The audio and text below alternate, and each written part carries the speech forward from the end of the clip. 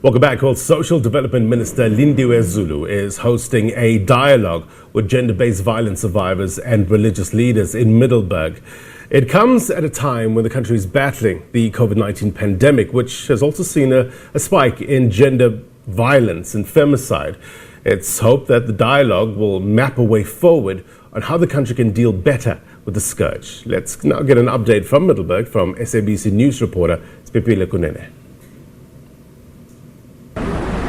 We're coming to you from Middelburg, whereby there will be a conversation between the Department of Social Development, those that have suffered GBV and femicide, and religious leaders as to map a way forward as to how they can be helped moving forward. With me here is the Minister of Social Development, Lindiwe Zulu, who will tell us about today's program. What does today's program entail? What can you expect?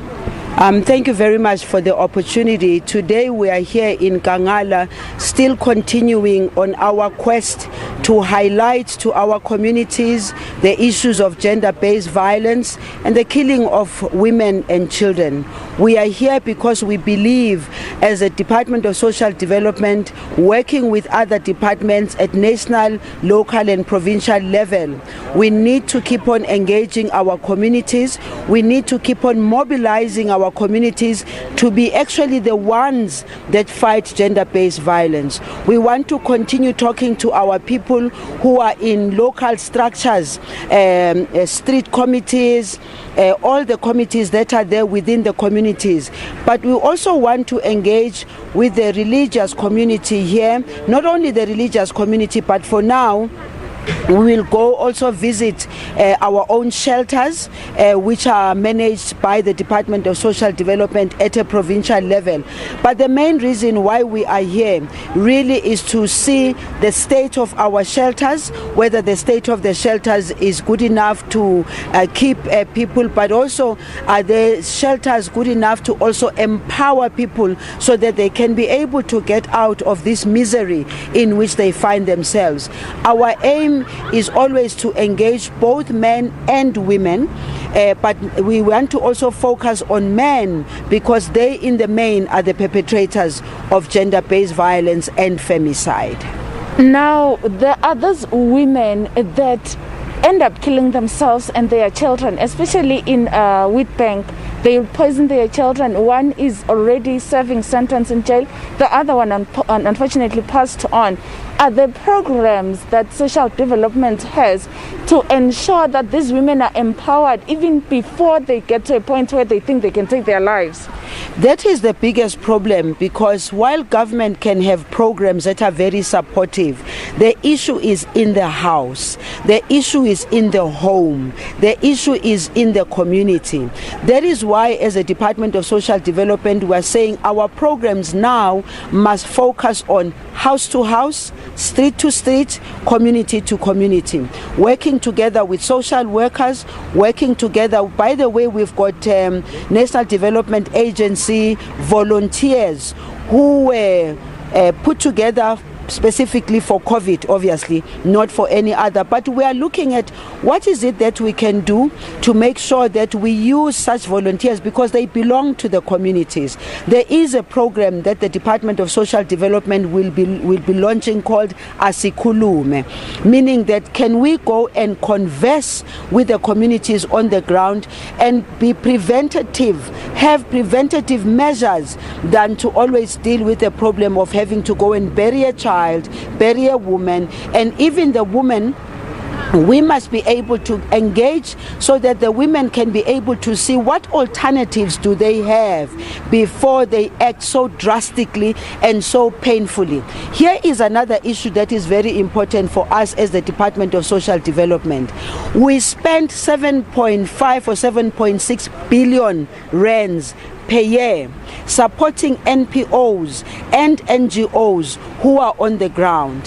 What I would like to do, particularly as a minister, is to continuously engage with the NPOs and the NGOs to say, let us see the value for that money, and we can see the value for them that money by the impact of their work that they do in communities. For instance, here we've been giving through the National Development Agency, the CARA funds, which are the funds which are coming from crime proceeds. The President announced that those funds must be given to organizations that are supporting women at local level, to empower them and to get them out of abusive environments. So the National Development Agency is the one that is managing the CARA funds. I've already given some of the funds in Free State. I've already given some of the funds in KZN. Today we'll also be giving those funds to some organizations here. The issue is, as I give them those funds, I, just like everybody wants government to account, we also want these organizations to account for these funds, because if they are given these funds, they are supposed to use the funds to assist and uplift women in particular. But we don't want to only focus on women only. We want both men and women to also benefit. And the focus should also be about talking to young men. What is it that vexes them? What is it that frustrates them?